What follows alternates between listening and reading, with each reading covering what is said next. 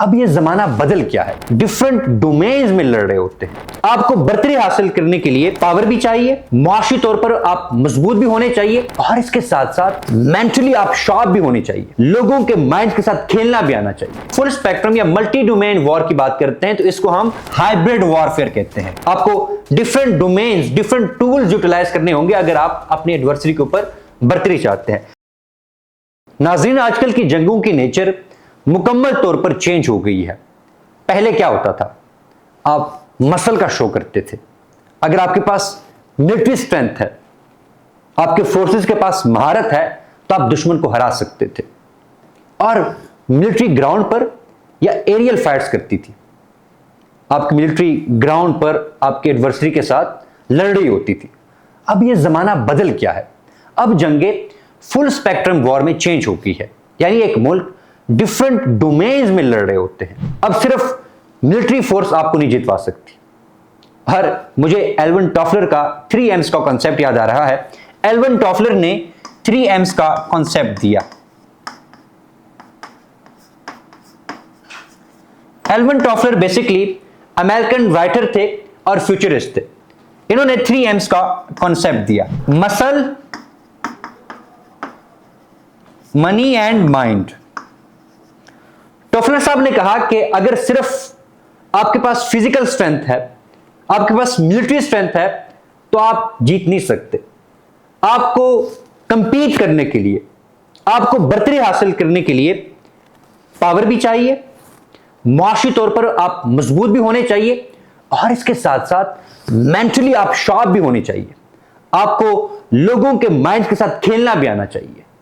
लिहाजा आजकल की जब हम वॉर की बात करते हैं तो ये फुल स्पेक्ट्रम में चेंज हो चुकी है, और जब हम फुल स्पेक्ट्रम या मल्टी डोमेन वॉर की बात करते हैं तो इसको हम हाइब्रिड वॉरफेयर कहते हैं।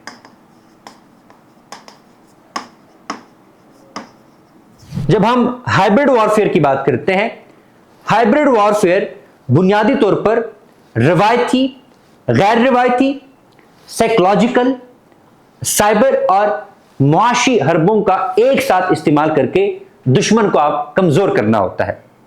और आप जानते हैं कि रिसेंटली पाकिस्तान की फील्ड मार्शल हाफिज आसिम मुनीर साहब जब चीन गए थे, और जो पाकिस्तान में recently regional chief of defence staff conference हुई थी, उसमें भी उन्होंने हाइब्रिड वॉरफेयर चैलेंजेस के हवाले से बात की थी।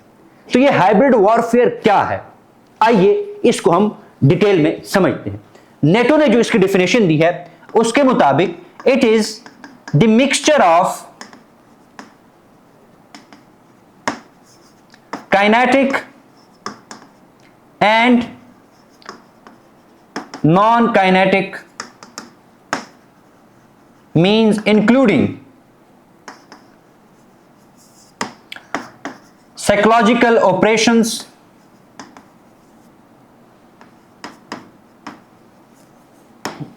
economic pressures and cyber attacks.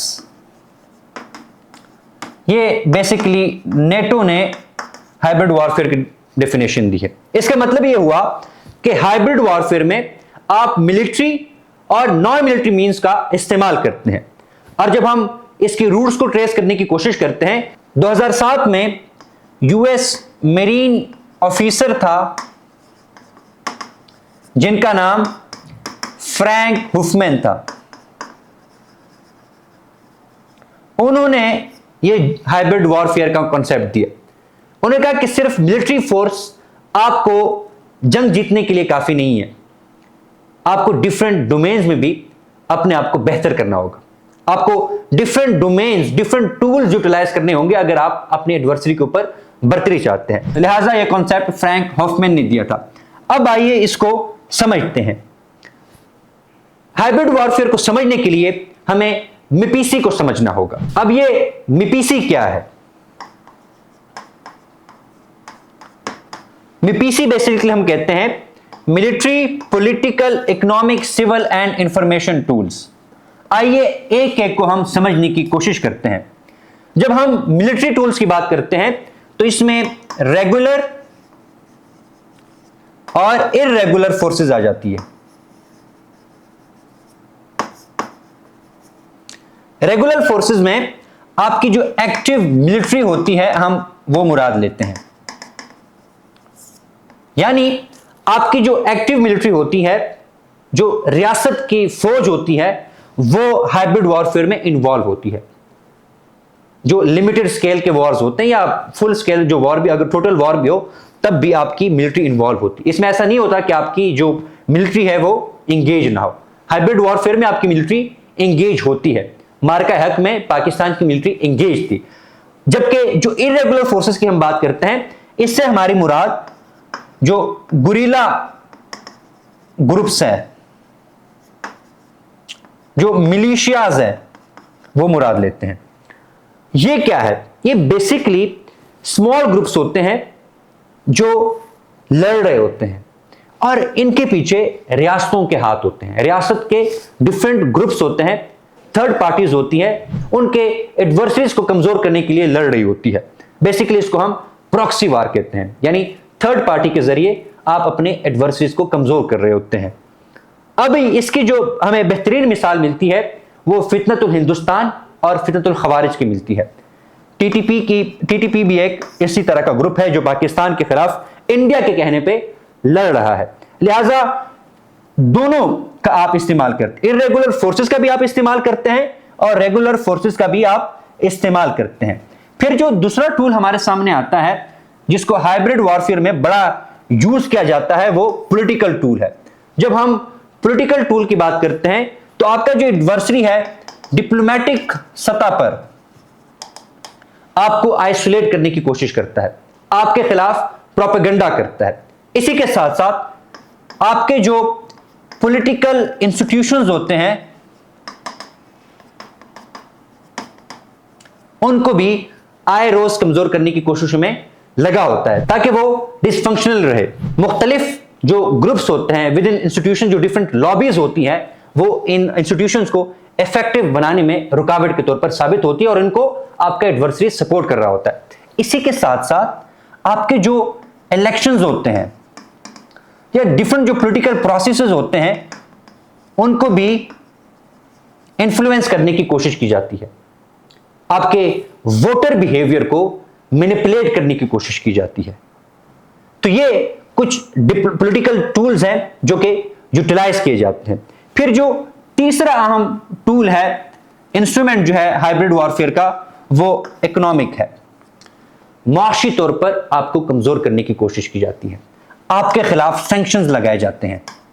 अगर वो खुद ना लगा सकता हो तो जो ग्लोबल पावर्स हैं जिनके साथ आप तिजारत करते हैं उनको इन्फ्लुएंस करने की कोशिश की जाती है ताकि आपके खिलाफ वो सैंक्शंस लगाए। फिर इसके साथ साथ आपके साथ तिजारत नहीं की जाती, तिजारत को डिस्करेज किया जाता है। एंड देन सबसे अहम जो बात है कि आपके जो डिफरेंट इकोनॉमिक प्रोजेक्ट्स होते हैं, जो मेगा प्रोजेक्ट्स हैं, उनको सैबोटाज करने की या डिसक्रेडिट करने की कोशिश की जाती है। इसकी सबसे बेहतरीन मिसाल हमारे पास सीपैक की है। इंडिया और जो वेस्टर्न ममालिक है वो सीपैक के खिलाफ ये प्रोपेगेंडा कर रहे हैं कि भाईजान ये डेब्ट ट्रैप है, हालांकि ऐसा बिल्कुल भी नहीं है। और इसके साथ साथ टेररिज्म के जरिए आपके जो इकोनॉमिक एक्टिविटीज हो रही होती है उनको रोकने की कोशिश की जाती है, मुआशी तौर पर आपको हर्ट करने की कोशिश की जाती है। एंड देन जो फोर्थ इंपॉर्टेंट इंस्ट्रूमेंट है हाइब्रिड वॉरफेयर का वो सिविल इंस्ट्रूमेंट है। जब हम सिविल इंस्ट्रूमेंट की बात करते हैं तो बुनियादी तौर पर जो एथनिक और लिंग्विस्टिक फॉल्ट लाइंस हैं उनको एक्सप्लॉइट करने की कोशिश की जाती है। पाकिस्तान में आप जानते हैं कि डिफरेंट एथनिक ग्रुप्स रहते हैं, बलोचीज, पठान, पंजाबी, सिंधीज, गिलगित बल्तिस्तान के जो लोग हैं। तो ये आपका एडवर्सरी क्या करता है कि इन ग्रुप में जो डिफरेंट मार्जिनलाइज्ड ग्रुप्स होते हैं इनके ग्रीवेंसेस को एक्सप्लॉइट करने की कोशिश की जाती है। छोटे छोटे जो मसले होते हैं इनको एक्सप्लॉइट करने की कोशिश की जाती है और रियासत के खिलाफ इन ग्रुप्स को उभारने की कोशिश की जाती है ताकि ये लोग रियासत के खिलाफ खड़े हो जाए, रियासत के साथ तसादुम में आ जाए। लिहाजा आपका एडवर्सरी एथनिक और लिंग्विस्टिक जो फॉल्ट लाइंस होती है उनको एक्सप्लॉइट करने की कोशिश करता है। फिर इसी के साथ साथ ये सेक्टेरियन जो वायलेंस होता है उसको प्रमोट करने की कोशिश की जाती है। जो सेक्टेरियन फॉल्ट लाइंस हैं उनको भी एक्सप्लॉइट करने की कोशिश की जाती है। मिसाल के तौर पर सुन्नी शिया, आप सब जानते हैं कि पाराचीनार में या पाकिस्तान में इंडिया डिफरेंट ग्रुप्स के जरिए सेक्टेरियन वायलेंस को हवा देने की कोशिश करता है। हमने पाराचीनार में इसकी एग्जांपल देखी। हालांकि दोनों कम्युनिटी पाकिस्तान में एक दूसरे के साथ बड़ी मोहब्बत के साथ रह रही है, लेकिन एक्सटर्नल जो एलिमेंट्स है, पाकिस्तान खिलाफ जो अनासिर है, वो इन फॉल्ट लाइंस को एक्सप्लॉइट करने की कोशिश करते हैं। इसी के साथ साथ फिर मुआशरे में रेडिकलाइजेशन और रिलीजियस एक्सट्रीमिज्म को प्रमोट करने की कोशिश की जाती है। खास तौर पर यूथ के ऊपर काम होता है, ऐसे नैरेटिव्स उनके सामने पेश किए जाते हैं। इवन फंडिंग होती है ताकि पाकिस्तान की जो यूथ हो वो रेडिकलाइज्ड हो, वो मिलिटेंट एक्टिविटीज में इन्वॉल्व हो, और पोलराइजेशन को, मुआशरे में तकसीम को हवा दी जाती है। लोगों को एक दूसरे के खिलाफ इतना भड़काया जाता है कि फिर लोग एक दूसरे की सुनते ही नहीं है। हर कोई समझता है कि भाई मैं जो कह रहा हूं वो ठीक कह रहा हूं, मेरा जो नजरिया है वो ठीक नजरिया है। तो ये बुनियादी तौर पर सिविल कुछ टूल्स हैं जिसको हाइब्रिड वॉरफेयर में इस्तेमाल किया जाता है। एंड देन जो लास्ट हमारे पास इंस्ट्रूमेंट आता है उसको हम इंफॉर्मेशन का इंस्ट्रूमेंट कहते हैं। जब हम इंफॉर्मेशन इंस्ट्रूमेंट की बात करते हैं तो बुनियादी तौर पर हम इंफॉर्मेशन वॉरफेयर की बात करते हैं। हम ट्विटर वॉरफेयर की बात करें, ट्विटर वॉर की बात करते हैं, हम साइबर वॉर की बात करते हैं, हम साइकोलॉजिकल वॉर की बात करते हैं।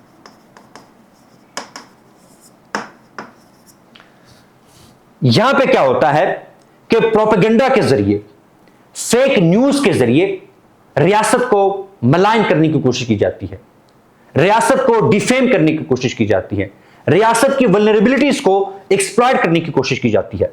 इसकी मैं अगर आपके सामने एक एग्जांपल रखूं, ईओ जो इंफॉर्मेशन लैब है, जिन्होंने एक रिपोर्ट जारी की थी कि इंडिया ने पाकिस्तान के खिलाफ 750 से ज्यादा सिर्फ मीडिया हाउसेस और इसके साथ साथ 10 से ज्यादा एनजीओस को पाकिस्तान के खिलाफ प्रोपेगेंडा करने के लिए यूज किया था। इसी तरह कुछ थिंक टैंक्स भी थे।